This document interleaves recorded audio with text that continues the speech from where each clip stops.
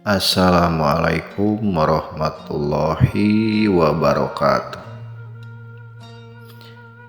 Patepang deui dina channel Tauhid Sunda. Simkuring medar dina perkawis ulah jadi jelema sabar.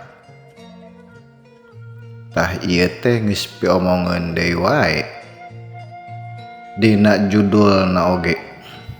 Matak ngahaja ku simkuring sangkan manusia mikir sabar teh manglapis-lapis.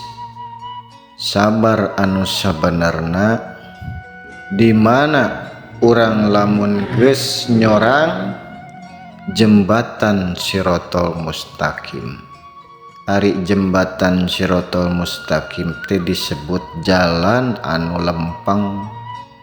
Di mana ayana jembatan Shirotol Mustaqim eta nyaeta di akhirat.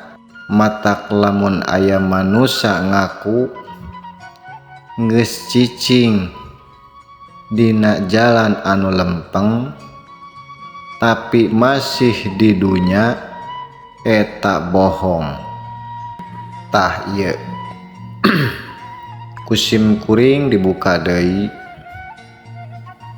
sabab dina keterangan Shirotol Mustaqim teh ayana di akhirat dibentangkeun di handapna neraka jahanam. Kiasna rambut dibelah 7. Tapi kunaon manusia ngaku geus nincak jalan anu lempeng. Jadi sebenarnya jalan anu lempeng teh eta teh di akhirat. Nu mawi lebet Islam teh sacara kapah sagemblengna jasmani sinareng rohani. Nembe tiasa lebet jalan anu lempeng eta. Jalan anu lempeng eta teh ayana di mana? Kapungkur ayana di balikna para nabi, dilajeng ka para wali. Walia mursida atanapi disebat ulama pewaris nabi. Ari ulama pewaris nabi teh mung aya hiji di dunya. Sabab namina oge pewaris. Lamun seueur eta bagi waris. Aya legalitasna, aya pusaka setempel sareng statutan. Aya pusakana. Naha geuning Shirotol Mustaqim teh aya di balikna para nabi sareng pewarisna. Sabab eta jalan parantos disorang ku aranjeuna ku para nabi sareng ku para wali mangga ditinggal dina surat Fatihah. Tah ku sabab kitu kumaha nyorangna nya urang hiji kudu dipendakan ulama pewaris nabi eta. Nembe urang bakal apal urang bakal diperjalankeun dina jalan anu lempeng eta. Sabab anjeunna mah parantos dugi, parantos apal jalanna. Tah anjeunna anu nunjukkeun jalan mulang. Nu mawi penting pisan urang teh wajib dina Quran surat Al-Kahfi 17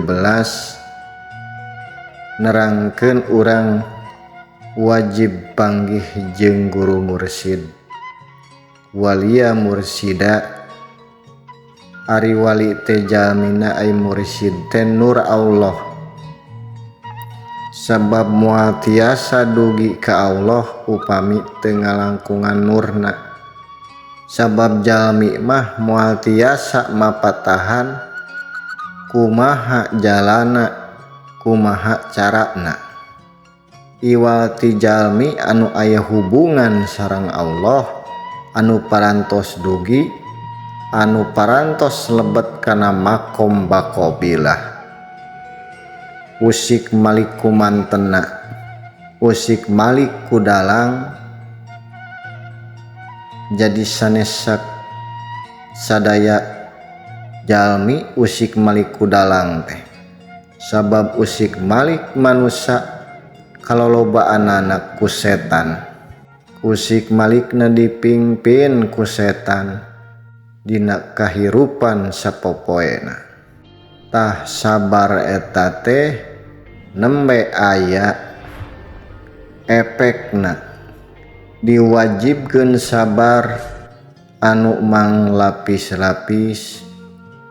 Dina katerangan ge tingkatkeun deui sabarna, tapi sabar anu parantos nyorang jembatan Sirotol Mustaqim.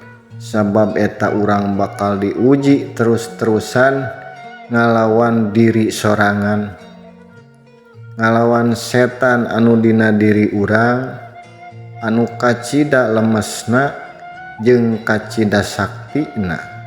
Kunaon sakti? Sabab aya izin ti Allah. Matak urang moal kuat ngalawan setan eta, sabab setan aya izin ti Allah. Nu mawi aya nu disebat ta'ud, nyalindung ka Allah. Teu tiasa urang sosoranganan ku kamampuan sorangan.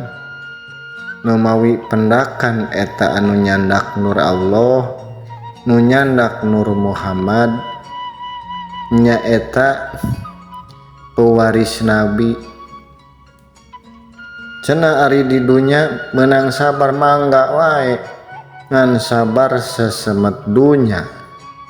Ibarat maledogkeun bola kanu tembok balik deui ka diri sorangan. Saukur ngagugulung dunya mangga wae, ngan eta mah masih kapalsuan. Ngan sesemet dunya moal nepi kabawa ka akhiratna. Sabab agama mah dunya akhirat nyambung kacakup. Nu mawi aya nu disebat kedah maot sateu acan mati.